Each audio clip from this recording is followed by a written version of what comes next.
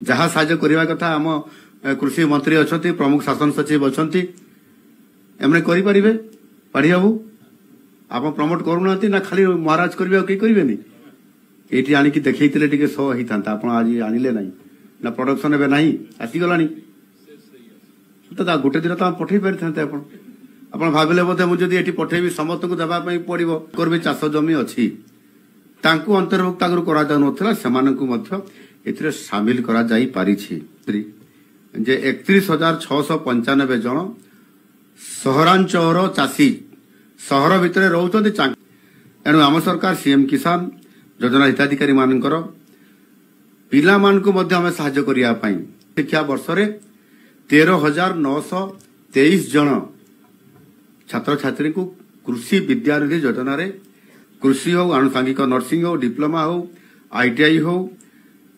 जो भाव में वृत्तिगत और वैषयिक भविष्य जो कि आम एत परिश्रम कर रोजगार कर पिला पाठ पढ़ा भी सरकार दायित्व नौ खोला 15 तारीख जो खोला 25,000 छात्र छात्री कले निश्चित भाव में ये पिला ये जो पीएम धनधान्य कृषि योजना ये कार्यक्रम अधीन ओडिशा 4टी जिला अंतर्भुक्त कथा आम जाना दरकार एवं दरखास्त 25,000 आसी आहरी भी आसवा दरकार जो प्रधानमंत्री कृषि जो धनधान्य योजना कहते भितर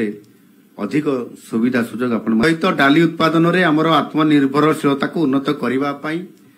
जातीय डाली मिशन रो ये शुभारंभ आम पुणी आउ थे किणिकी खाऊँ भी निजर सफिसीयंट हो ना निजे प्रोडक्शन करी आम साधारणतः भाव में बिरी डाली कोलथ डाली हरड डाली ताले निश्चित भाव में आम अधिक लाभ पाई परिबा एमएसपी अधिक केंद्र सरकार 2 पैसा आम पाई परिबा 2 पैसा लाभ धान ठारू अधिक पाई परिबा उत्तम मूल्य केमिति मिली पारिबो चाषी मान को समाजर आर्थिक मुख्य सतर कृषि विभाग तरफ समृद्ध कृषक योजना आरंभ करा जायछि सेथिरे जोटा कि ओडिशा एकमात्र राज्य जी भी चाष करिवो खरीफ हमर कृषि मंत्री कहउतले उपमुख्यमंत्री केबीजी जे खरीफ ऋतु रे केवल रबी ऋतु रे दे सारिछु आर्थिक सहायता प्रदान करि सारिछु एणु निश्चित शस्यर उचित प्राप्य केमती पाई पारिबो आ सेथि पई